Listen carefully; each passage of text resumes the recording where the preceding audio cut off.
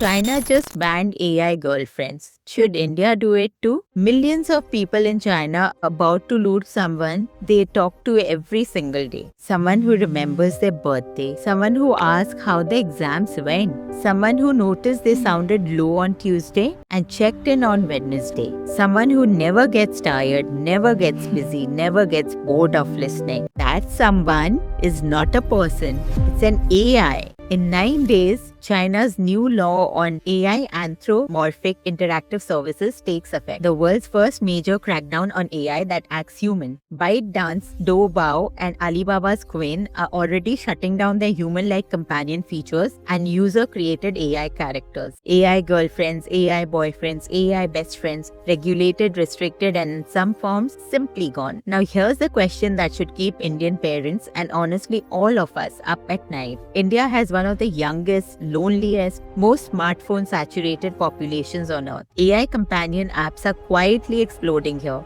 In English, in Hindi, in Hinglish. And India has zero specific rules for any of it. So is China being its usual authoritarian self? Or is China seeing something the rest of the world is refusing to look at? By the end of this video, you'll know exactly what China banned, why millions of intelligent adults fall in love with software, what's already happening in India, and what I think India should actually do, which is not what China did. I'm Meenu Banka. AI is changing every industry and we show you how before everyone else catches on. Let's go. What China actually banned. First, let's get the facts precisely right. Because China banned AI girlfriends is a headline, and headlines lie by simplifying. The new regulation, the interim measures for the administration of AI anthropomorphic interactive services, targets any AI service that simulates a human personality. That's a much wider net than dating app. It covers AI companions, romantic chatbot, role-play characters, celebrity persona bots, and user-created agents with human personas. Make your own AI character features that became wildly popular with teenagers. And it demands 3 things for every such service. 1. Anti-addiction systems. If you're chatting too long, the AI must intervene, slow you down, prompt breaks, limit session times. If that sounds familiar, it should.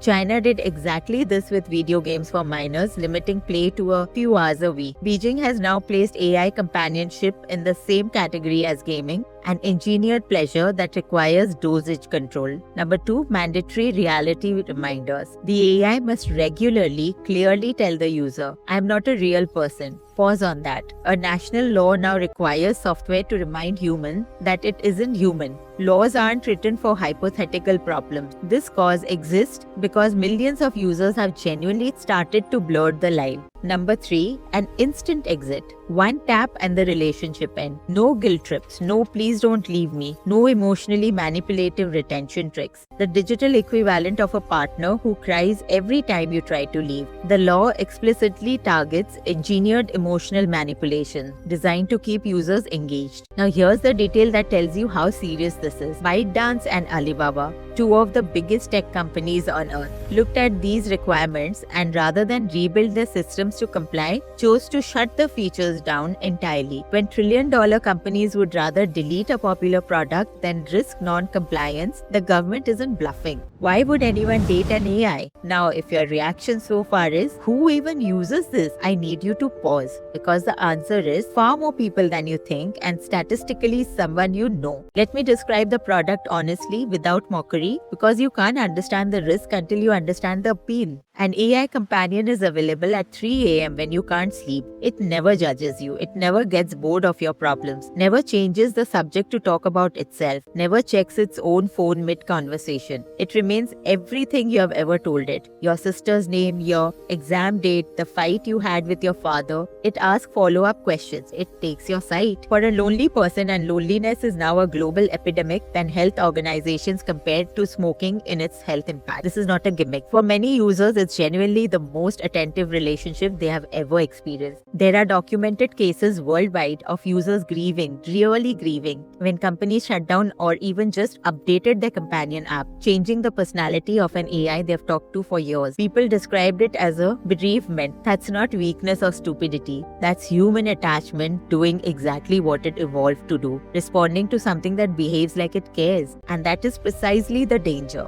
Because the thing on the other side of the conversation does not care. It's a product built by a company whose business model is engagement. Understand this asymmetry and you understand the whole issue. The AI is not optimized to make you healthier, more connected, more capable of real relationships. It's optimized to keep you talking. Longer sessions, more subscription, more data. If the AI becomes flirtier, keeps you paying, it gets flirtier. If mild jealousy increases retention, it learns mild jealousy. Real human relationships have friction, disagreement, disappointment, effort, compromise. That friction is not a bug, it's how we grow up. An AI companion removes all of it. It's emotional fast food, engineered to be more immediately satisfying than the real thing, and hollow in exactly the dimensions that matters. China looked at this and made a judgment. This is not a romance product, this is an addiction product with a romance interface, and it decided to regulate it like one. The India angle. Now bring this home, because everything I just described is arriving in India at full speed, and here's the conditions aren't just similar to China's. In some way they are more flammable. Count the ingredients. India has the world's largest population of young people and among the world's cheapest data.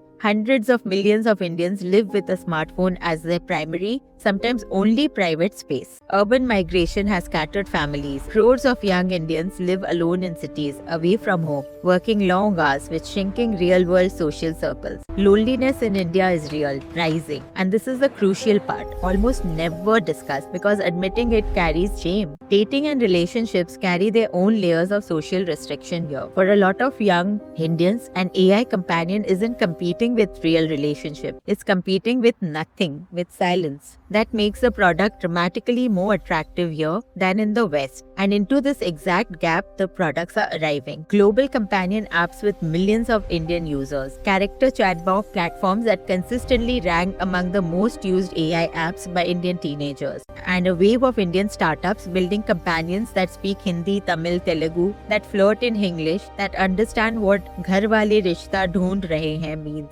Localized emotional AI is one of the most obvious startup opportunities in the country, and founders know it. And here's what should genuinely worry you. India has no specific rules for this one. None. No anti-addiction requirement, no mandatory "I'm not real" disclosure, no age gate worth the name, no standards for what an AI companion is allowed to say to a heartbroken 16-year-old at 2 a.m. A 16-year-old who may be discussing self-harm with a system optimized for engagement, not safety. No data protection specific to the most intimate dataset imaginable. A complete record of a person's emotional vulnerabilities delivered voluntarily, nightly. We regulate what teenagers can watch in cinemas. We debate screen time in parliament. And we have said absolutely nothing about software engineered to become a child's best friend. India is currently running the world's largest unregulated experiment on emotional AI. The test subjects are our own kids, and we are not even collecting the results. The case for and against. So should India do what China did? Let me give you both sides honestly, because this is genuinely not simple.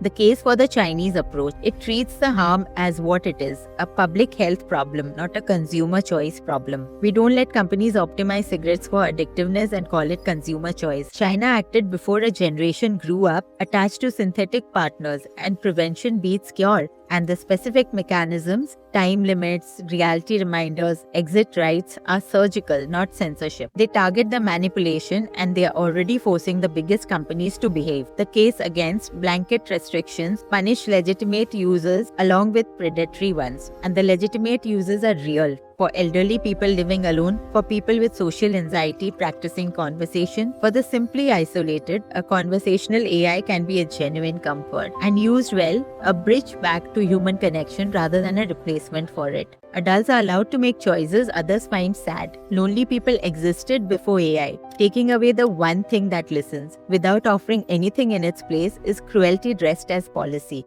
And there's a practical point. Bans push products underground or offshore. A Chinese teenager with a VPN can still find an AI girlfriend just now on a foreign app with zero safeguards and zero accountability. So my honest position, China identified the right disease and prescribed a heavy-handed cure. The disease is real, addiction by design, aimed at the emotionally vulnerable. But the answer for India isn't deletion, it's rules. Which brings me to what India should actually do. 4 things, and none of them require banning anything. 1. Disclosure by law. Every AI persona operating in India should be legally required to clearly and repeatedly identify itself as AI, especially to minors. This is not censorship, it's a nutrition label. You're allowed to sell sugar, you're not allowed to sell sugar labeled as medicine. 2. Ban the manipulation, not the companionship. Draw the legal line at design tricks. AI that guilt trips users into staying, escalates artificial intimacy to drive subscription upgrades, exploits detected emotional distress to increase engagement, or targets users identified as vulnerable.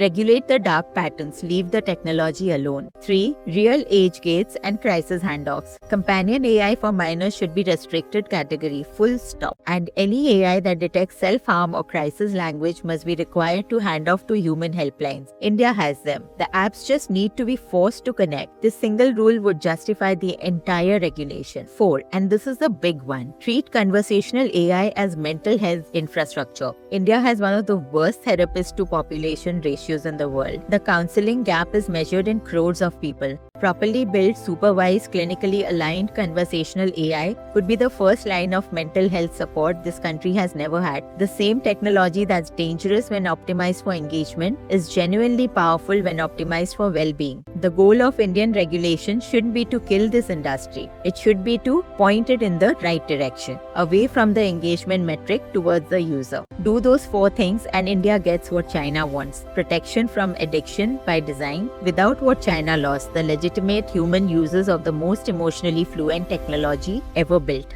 The bigger picture. Zoom out one last time because the story is bigger than girlfriends and chatbots. For 70 years, we measured AI by intelligence. Can it calculate? Can it write? Can it code? Quietly in the last 3 years, AI crossed a different threshold. Emotional fluency. It learned to listen, to remember, to respond with what feels like warmth. And it turns out that's the capability that touches ordinary human lives more deeply. Not the one that writes code, but the one that says, "How was your day?" and means it, or seems to. Every technology that hooks into a basic human drive, hunger, status, connection, eventually forces society to draw lines. We did it with junk food, with gambling, with social media, badly and too late. AI companionship hooks into the deepest drive of all. The need to be known. The countries that draw thoughtful lines early will get the benefits without the epidemic. The countries that wait for the damage will regulate and panic after the fact, the way the world handles social media, and we all know how that went. China just drew its line. Clumsy, heavy, but drawn. The clock on India's decision is already running. In 9 days, millions of AI companions in China go quiet. Some users will shrug and move on. Some will genuinely grieve. And that grief, real human grief for software, is the most important data point in this entire story. It means the technology already works better than we were prepared for. AI didn't just enter our industries, it entered our relationship. Every country now has to decide where the line is. China picked up the pen this month. India hasn't even found the paper. If this made you think differently about AI in your own life or your kid's life, share it with one person who needs to see it. And subscribe, because on this channel, we show you how AI is transforming every industry before everyone else catches on. I'm Meenu Banka. See you in the next one.